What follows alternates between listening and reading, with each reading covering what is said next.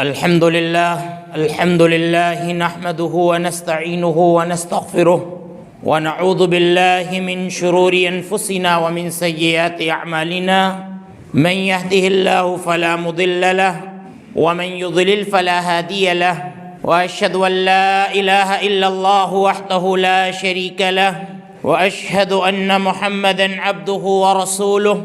أما بعد فإن خير الحديث كتاب الله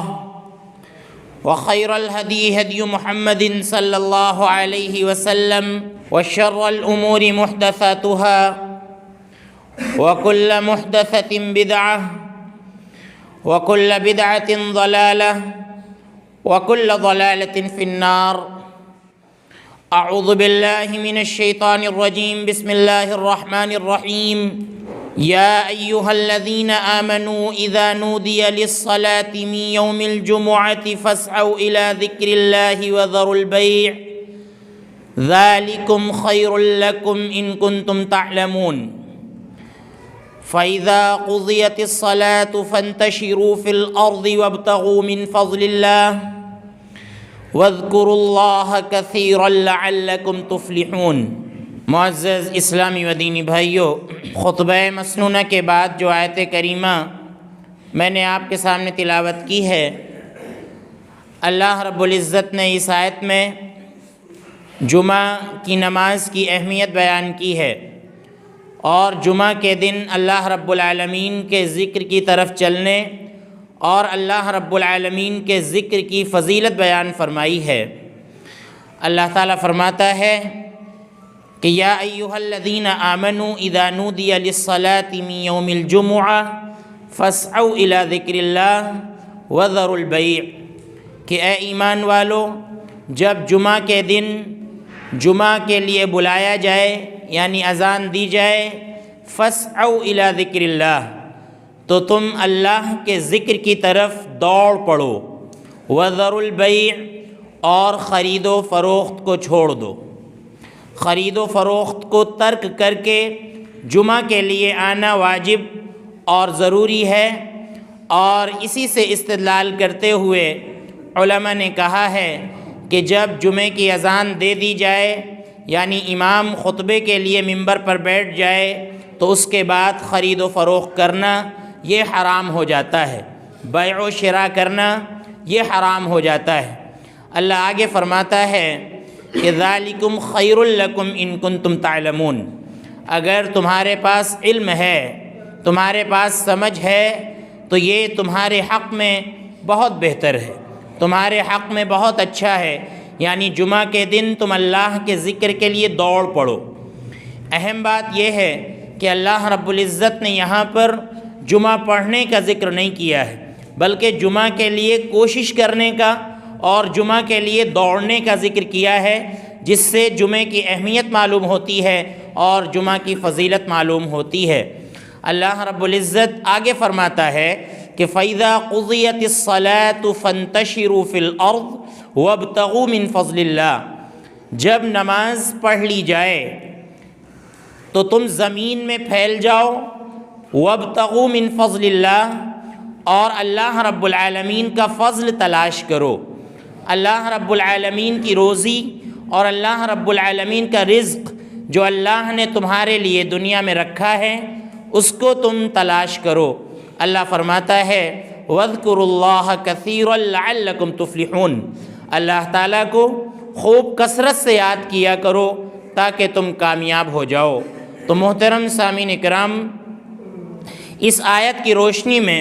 میں آپ کے سامنے آج کے خطبے میں خرید و فروخت کے جو عمومی آداب ہیں ان کا میں آپ کے سامنے ذکر کرنا چاہتا ہوں، کیونکہ خرید و فروخت کے تعلق سے ہمارے یہاں بڑی بے اعتدالی پائی جاتی ہے اور دھیان نہیں دیا جاتا ہے اس جانب، حالانکہ یہ دین کا ایک حصہ ہے، شریعت کا ایک حصہ ہے. اس جانب توجہ دینا اور بہت ہی سنبھال کر شریعت کے اصولوں کے مطابق تجارت کرنا اور جو بازار کا نظام ہے اس کو شریعت کے اصول کے مطابق لانا، یہ ہمارے لیے اور ہر مسلمان کے لیے واجب اور ضروری ہے. کیونکہ اللہ کے رسول صلی اللہ علیہ وسلم نے فرمایا کہ ان التجار یبعثون یوم القیامت فجارا الا من اتقى وبر وصدق، کہ تاجر، جو لوگ بھی تجارت کرنے والے ہیں، خرید و فروخت کرنے والے ہیں، قیامت کے دن ان کو گنہگار اٹھایا جائے گا، یہ سب گنہگار اٹھائے جائیں گے۔ اللہ کے رسول صلی اللہ علیہ وسلم نے الگ کیا ہے کچھ لوگوں کو، آپ نے فرمایا کہ الا من اتقى، مگر جو لوگ اپنی تجارت میں، اپنے بزنس میں اللہ رب العالمین سے ڈرتے ہیں، ایسے لوگوں کا معاملہ یہ نہیں ہوگا، ایسے لوگ گنہگار نہیں اٹھائے جائیں گے۔ تو اس لیے تجارت کے اندر، بیع و شراء کے اندر، خرید و فروخت کے اندر اللہ رب العالمین کا خوف اور اللہ رب العالمین کا ڈر ہونا چاہیے۔ اللہ رب العالمین نے جو اصول مقرر کیے ہیں اور اللہ کے رسول صلی اللہ علیہ وسلم نے بیع و شراء کے جو اصول مقرر کیے ہیں، انہی اصولوں کے مطابق ہمیں خرید و فروخت کرنا چاہیے۔ اللہ کے نبی نے فرمایا الا من اتقى وبر، اور جس نے نیکی کی تجارت کے اندر، بیع و شراء کے اندر، جس نے نیکی کی، نیکی سے کام لیا، بھلائی سے کام لیا، اللہ رب العزت ایسے شخص کو گنہگار بنا کر نہیں اٹھائے گا، جیسا کہ اللہ کے رسول صلی اللہ علیہ وسلم نے ایک حدیث کے اندر فرمایا کہ رحم اللہ رجلا سمحا اذا باع واذا اشترى واذا اقتضى، اللہ رب العالمین رحم فرمائے اس انسان پر جو نرمی برتتا ہے، جو نرمی کرتا ہے، اذا باع، جب وہ کوئی چیز بیچتا ہے تب بھی نرمی سے کام لیتا ہے، واذا اشترى، جب کوئی چیز خریدتا ہے تب بھی نرمی سے کام لیتا ہے، وَإِذَا اقْتَضَى، جب کسی سے اپنے مال کا یا اپنے پیسوں کا تقاضا کرتا ہے تب بھی نرمی سے کام لیتا ہے۔ ایسے شخص پر اللہ رب العالمین رحم فرمائے۔ تو آپ صلی اللہ علیہ وسلم نے ایسے شخص کے لیے رحمت کی دعا کی ہے جو ان تمام معاملات میں، تجارت میں، خرید و فروخت میں اور اپنے مال کے تقاضے میں نرمی سے کام لیتا ہے، رحم و کرم کا معاملہ کرتا ہے۔ اللہ کے رسول صلی اللہ علیہ وسلم نے ایسے شخص کو دعا دی۔ وصدق، تیسری بات اللہ کے نبی نے بیان فرمائی کہ تجارت کے اندر سچ بولتا ہے، سچائی سے کام لیتا ہے۔ تجارت میں سامان کے اندر جو عیب ہوتا ہے اس کو واضح کر دیتا ہے، اس کی خوبیوں کو بھی سچائی کے ساتھ واضح کر دیتا ہے، اور جو کمیاں ہوتی ہیں، جو عیب ہوتے ہیں سامان کے اندر، ان کو بھی واضح کر دیتا ہے۔ تو ایسے لوگ گنہگار بنا کر نہیں اٹھائے جائیں گے۔ اللہ کے رسول صلی اللہ علیہ وسلم سے ایک مرتبہ پوچھا گیا کہ اے اللہ کے رسول صلی اللہ علیہ وسلم، ای الکسب اطیب، کہ کون سی کمائی سب سے زیادہ پاکیزہ ہے، کون سی کمائی سب سے زیادہ اچھی ہے؟ اللہ کے رسول صلی اللہ علیہ وسلم نے فرمایا کہ عمل الرجل بیدہ وکل بیع مبرور، انسان کا اپنے ہاتھ کا کام، اپنے ہاتھ کی کمائی، یہ سب سے زیادہ پاکیزہ کمائی ہے۔ اور اللہ کے رسول صلی اللہ علیہ وسلم نے فرمایا کہ وکل بیع مبرور، اور ہر وہ خرید و فروخت کے جس کے اندر نیکی شامل ہو، جس کے اندر بھلائی شامل ہو، دونوں لوگ، جو بیچ رہا ہے وہ بھی اور جو خرید رہا ہے وہ بھی، دونوں لوگ بھلائی سے کام لیتے ہیں، نرمی سے کام لیتے ہیں، ایمانداری سے کام لیتے ہیں۔ اللہ کے رسول صلی اللہ علیہ وسلم نے فرمایا کہ ایسی روزی، ایسی کمائی، ایسا رزق سب سے پاکیزہ رزق۔ اور اللہ کے رسول صلی اللہ علیہ وسلم نے گزشتہ نبی یعنی حضرت یعقوب علیہ السلام کا حوالہ بھی دیا۔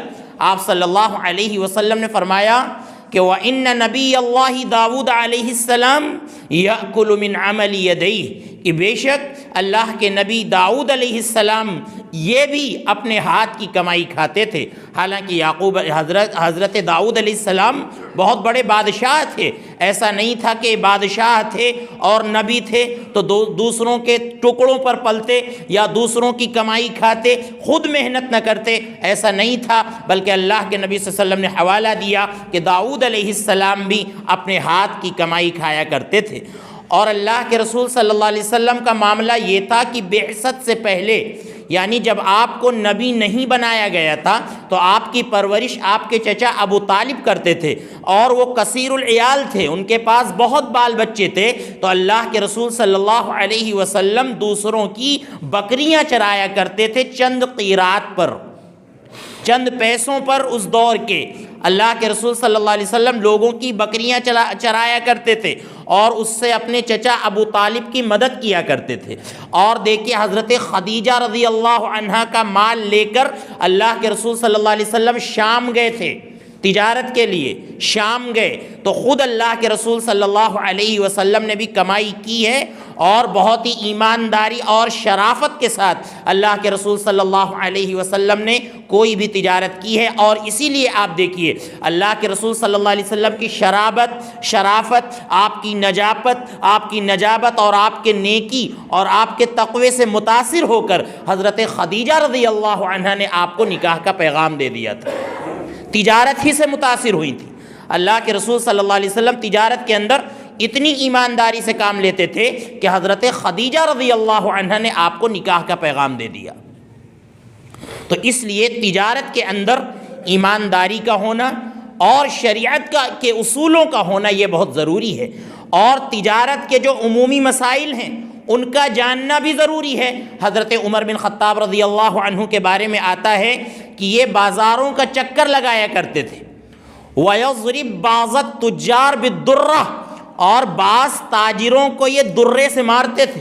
کوڑے سے مارتے تھے۔ کیوں مارتے تھے؟ ان سے پوچھتے تھے کہ تم یہ چیز بیچ رہے ہو، اس کے بیچنے کا طریقہ تم کو معلوم ہے کہ کیسے بیچا جائے گا، اور اسی طرح سے سود وغیرہ کے مسائل تم کو معلوم ہیں۔ جب تم کو نہیں معلوم ہے تو تم چاہتے اور نہ چاہتے ہوئے تم سود کھاؤ گے، ناجائز کھاؤ گے، حرام کھاؤ گے۔ اس لیے جب تم تجارت کرو تو تجارت کے جو عمومی مسائل ہیں کہ جس سے تم حرام سے بچ سکو، صرف حلال اپنے پاس اکٹھا کر سکو، تو ایسے مسائل کا جاننا تمہارے لیے واجب اور ضروری ہے۔ اور اللہ کے رسول صلی اللہ علیہ وسلم نے اپنے زمانے میں ان تمام خرید و فروخت کا ذکر کر دیا جو زمانے جاہلیت میں ہوتی تھیں اور جن کے اندر دھوکہ تھا۔ اللہ کے رسول صلی اللہ علیہ وسلم نے دھوکے کی تمام بیع و شراء کو حرام قرار دیا ہے۔ اللہ کے رسول صلی اللہ علیہ وسلم نے عام اصول بیان فرما دیا کہ البیعان بالخیار ما لم یتفرقا، کہ خرید و فروخت کرنے والے جو دو لوگ ہوتے ہیں، ایک بیچنے والا ایک خریدنے والا، دونوں کو اختیار ہوتا ہے۔ یعنی جب کوئی چیز لے رہے ہیں، کوئی چیز خرید رہے ہیں، تو ان کو اختیار ہے کہ وہ چیز لینی ہے یا نہیں لینی ہے، ما لم یتفرقا، جب تک دونوں لوگ الگ نہیں ہو رہے ہیں۔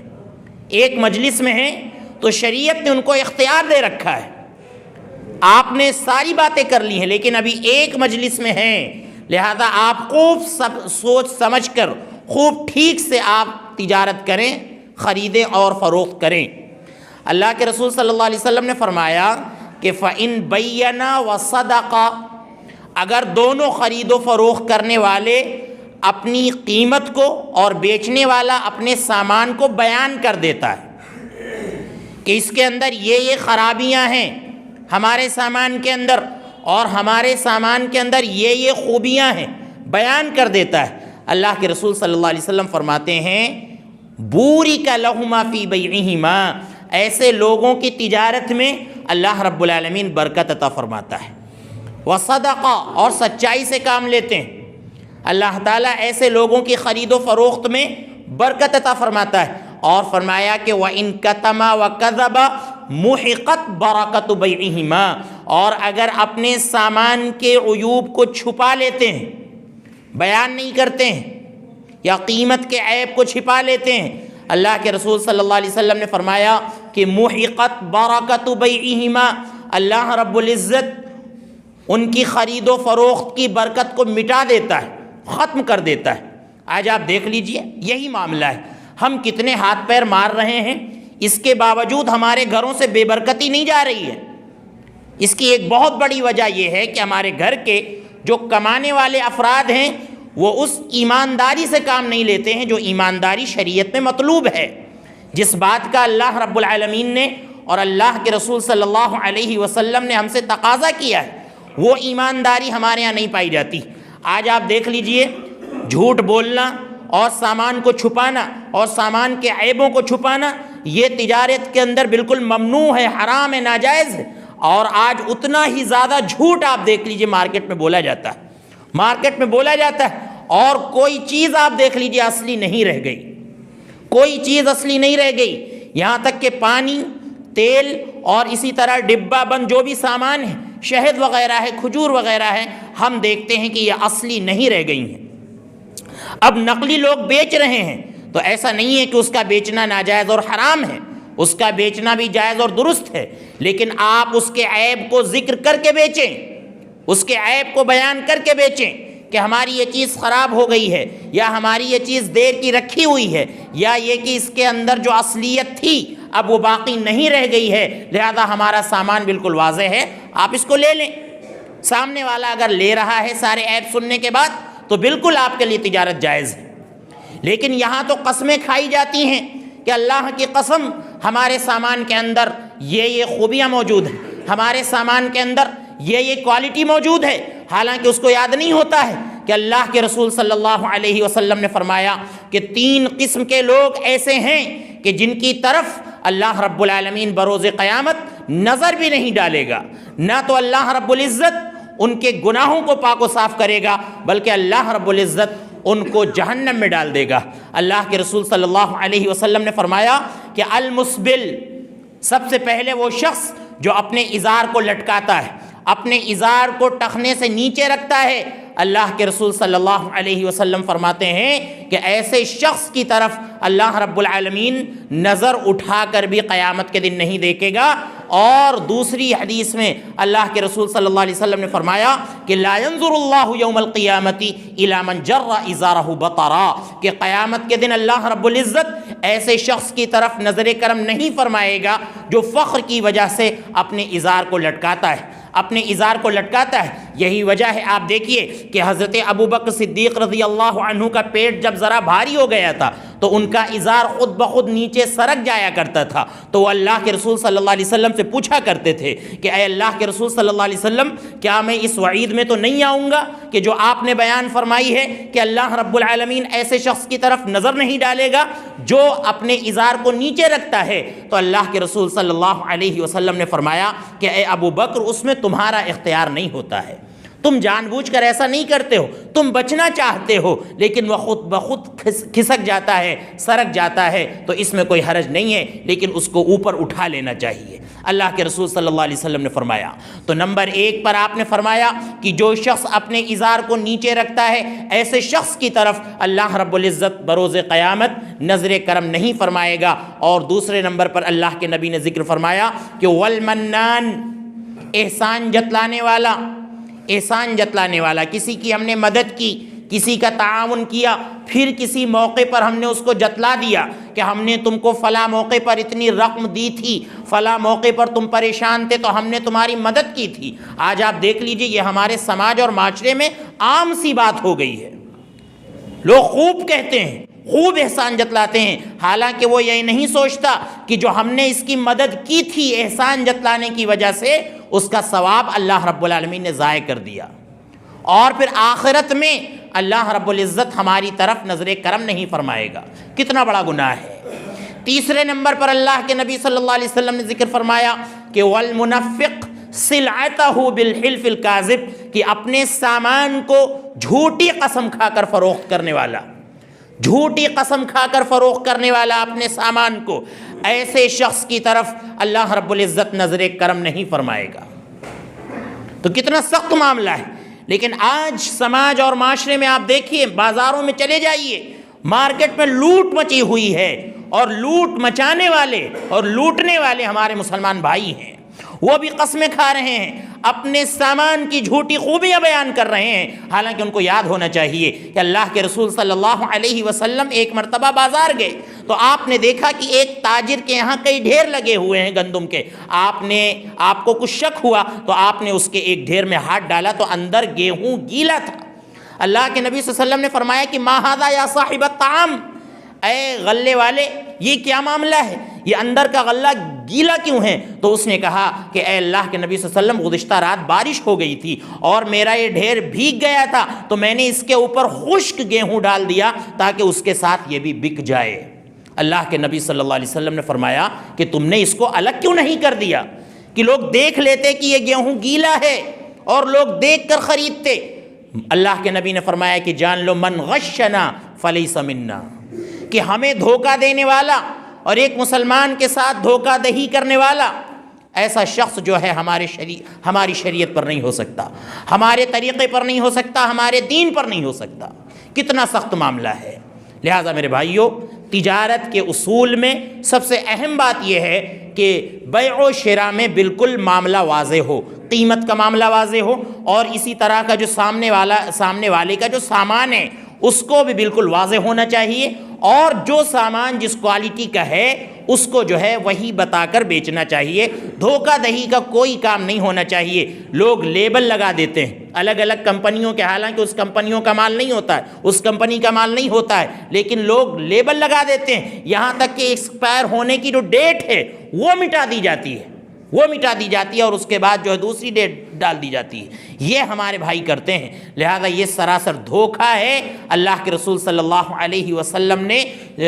خرید و فروخت کے اندر دھوکے کو ناجائز قرار دیا ہے۔ اور اسی طرح سے آپ دیکھیے، خرید و فروخت کے اندر دھوکہ دینے کی ایک شکل نجش ہے۔ اللہ کے نبی صلی اللہ علیہ وسلم نے ایک حدیث کے اندر فرمایا کہ وَلَا تَنَاجَشُوا، نجش نہ کرو۔ نجش کیا ہے؟ اللہ کے رسول صلی اللہ علیہ وسلم نے فرمایا کہ نجش یہ ہے کہ انسان کو سامان خریدنا نہ ہو، دو انسان آپس میں بھاؤ لگا رہے ہوں، ریٹ لگا رہے ہوں، تو دوسرا انسان آ جائے جو اس کو لینا وینا نہیں ہے، وہ بلکہ جو بیچ رہا ہے اس کا آدمی ہے، وہ آ رہا ہے اور زبردستی بھاؤ بڑھا رہا ہے کہ بھاؤ بڑھ جائے کہ ہم تو اس کو اتنے میں لے سکتے ہیں، یا یہ کہ اس میں بڑی خوبیاں ہیں، آپ اتنے سستے میں اس کو بیچے دے رہے ہیں اور مہنگا اس کو ہم لینے کے لیے تیار ہیں۔ اس طرح کی بات کریں حالانکہ لینا مقصود نہ ہو، بس ریٹ بڑھانے کے لیے وہ ایسا کر رہا ہے۔ اللہ کے رسول صلی اللہ علیہ وسلم نے فرمایا کہ یہ نجش ہے، اور نجش یہ حرام ہے، نجش یہ حرام ہے۔ آج آپ دیکھ لیجئے فلیٹ وغیرہ کے سلسلے میں اور جو بھی عمومی تجارتیں ہوتی ہیں ان کے سلسلے میں لوگ اس طرح کے فراڈ کرتے ہیں۔ یہ چیز ہمارے ہاں ہو رہی ہے، لہذا اس کو ختم کرنے کی ضرورت ہے، اس کو ختم کرنے کی ضرورت ہے۔ تو بیع نجش بھی حرام ہے۔ الغرض جتنی بھی بیع، جتنی بھی خرید و فروخت ہیں کہ جو ہمارے قبضے میں نہیں ہیں، یا یہ کہ ان کے اندر ابہام پایا جاتا ہے، پوشیدگی پائی جاتی ہے، ہمیں پتہ نہیں ہے کہ اس میں کیا معاملہ ہے اور سامنے والا واضح بھی نہیں کر رہا ہے، تو اللہ کے رسول صلی اللہ علیہ وسلم نے اس کو ناجائز قرار دیا ہے۔ زمانے جاہلیت میں آپ دیکھیے بیع حسات ہوتی تھی، گٹی کی بیع ہوتی تھی کہ گٹی پھینکی جاتی تھی سامان کے اوپر، اور جہاں تک وہ گٹی جاتی تھی اتنا سامان لے لیا جاتا تھا۔ اللہ کے رسول صلی اللہ علیہ وسلم نے اس کو ناجائز قرار دیا ہے کہ بیع حسات، یہ گٹیوں کی بیع اور گٹی پھینک کر جو بیع کی جاتی ہے اس کے اندر دھوکہ پایا جاتا ہے، لہذا یہ بیع جائز اور درست نہیں ہے۔ اسی طرح سے آپ دیکھیں بیع حبل حبلہ، یہ زمانے جاہلیت میں عام تھی کہ اونٹنی کے پیٹ کے اندر جو بچہ ہے اس کے بچے کو لوگ بیچتے اور خریدتے تھے۔ اللہ کے رسول صلی اللہ علیہ وسلم نے اس کو ناجائز قرار دیا ہے کہ زمانے جاہلیت کی بیع ہے، اور ایک مسلمان کے لیے اس طرح سے خرید و فروخت کے اندر دھوکہ دہی سے کام لینا بالکل جائز اور درست نہیں ہے۔ تجارت کے اندر ایک بہت بڑا دھوکہ جو ہم کرتے ہیں آج کل، آپ دیکھیں ناپ تول میں کمی، ناپ تول میں کمی، حالانکہ اللہ رب العالمین سورۃ المطففین کے اندر فرماتا ہے کہ ویل للمطففین، کہ ہلاکت ہے ناپ تول میں کمی کرنے والوں کے لیے، الذین اذا اکتالوا علی الناس یستوفون واذا کالوہم او وزنوہم یخسرون، کہ جو جب سامان کسی سے لیتے ہیں تو پورا پورا لینا چاہتے ہیں، وَإِذَا كَالُوهُمْ أَوْ وَزَنُوهُمْ يُخْسِرُونَ، یا جب کسی کو سامان ناپ کر دیتے ہیں یا تول کر دیتے ہیں، یخسرون تو اس کے اندر کمی کرتے ہیں، اس کے اندر کمی کرتے ہیں۔ آپ دیکھیے اللہ کے رسول صلی اللہ علیہ وسلم ایک مرتبہ بازار گئے، آپ نے دیکھا کہ ایک شخص لوگوں سے پیسے لے کر ترازو سے تولتا ہے، ترازو سے تولتا ہے اور پیسے لیتا ہے، اس کی اجرت لیتا ہے۔ اللہ کے نبی صلی اللہ علیہ وسلم نے اس کو ہدایت دی، زن و ارجح، تولو اچھی بات ہے، وارجح لیکن تھوڑا بھاری کر کے دو،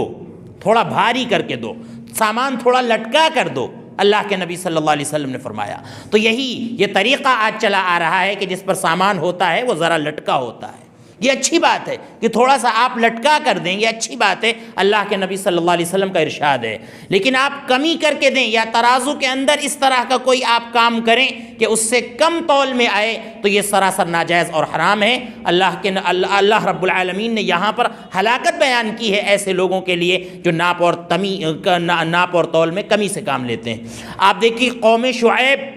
ان کا جرم ہی یہی تھا، ان پر جو عذاب آیا ان کا جرم ہی یہی تھا۔ بہت سے ان کے جرم تھے، ان کا ایک خاص جرم جو تھا وہ یہ کہ وہ ناپ تول میں کمی سے کام لیتے تھے۔ اللہ رب العزت نے فرمایا کہ وَأَوْفُوا الْكَيْلَ وَالْمِيزَانَ بِالْقِسْطِ وَلَا تَبْخَسُوا النَّاسَ أَشْيَاءَهُمْ وَلَا تَعْثَوْا فِي الْأَرْضِ مُفْسِدِينَ۔ شعیب علیہ السلام نے اپنی قوم سے کہا کہ اے میری قوم کے لوگو، ناپ اور تول میں انصاف سے کام لو، وَلَا تَبْخَسُوا النَّاسَ أَشْيَاءَهُمْ، اور لوگوں کو ان کی چیزیں کم کر کے نہ تولو، کم کر کے تول کر نہ دو، وَلَا تَعْثَوْا فِي الْأَرْضِ مُفْسِدِينَ، اور زمین میں فساد مت مچاؤ۔ پتہ یہ چلا کہ ناپ تول میں کمی کرنا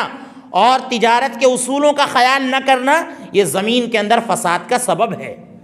زمین کے اندر فساد کا سبب ہے، اس سے مارکیٹ میں اور زمین میں فساد پھیلتا ہے۔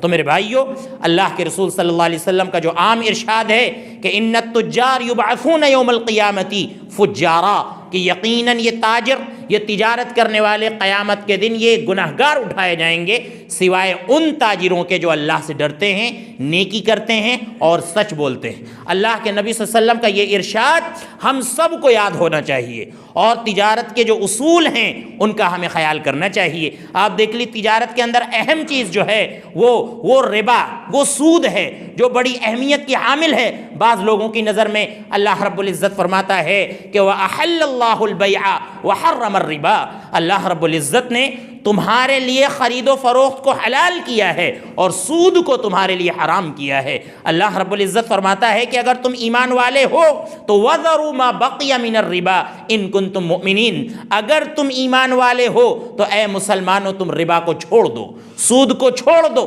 ترک کر دو۔ یہ حکم ہے سود کے سلسلے میں۔ بہت سی حدیثیں ہیں، سخت وعید آئی ہوئی ہے سود کے سلسلے میں، لہذا اس کا بھی ہمیں خیال کرنا چاہیے۔ اللہ کے نبی صلی اللہ علیہ وسلم نے فرمایا کہ قرب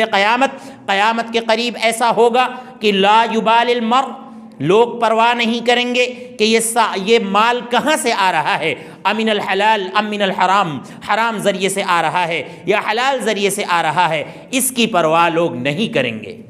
اس لیے میرے بھائیوں، ان تمام باتوں کا خیال رکھنا خرید و فروخت میں بہت ضروری ہے۔ آپ دیکھیے اللہ کے رسول صلی اللہ علیہ وسلم نے فرمایا کہ من اصبح منکم آمنا فی سربہ معافا فی جسدہ عندہ قوت یومہ فکأنما حیزت لہ الدنیا بحذافیرہا۔ اللہ کے نبی صلی اللہ علیہ وسلم نے فرمایا کہ اگر تم میں سے کوئی شخص صبح کرے،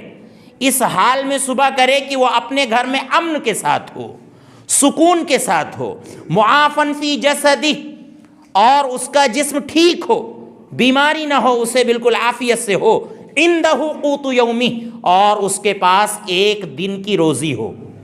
ایک دن کے کھانے کا سامان ہو، اللہ کے نبی صلی اللہ علیہ وسلم فرماتے ہیں فَكَأَنَّمَا حِيزَتْ لَهُ الدُّنْيَا بِحَذَافِيرِهَا، تو سمجھ لو کہ دنیا تمام نعمتوں کے ساتھ اس کے لیے سمیٹ دی گئی ہے، ساری نعمتیں اس کے پاس موجود ہیں۔ اگر ہم امن کے ساتھ صبح کریں اور ہمارے پاس ایک دن کا رزق موجود ہو اور ہم صحیح ہوں تو ہمیں اللہ رب العالمین کا اس پر شکر ادا کرنا چاہیے۔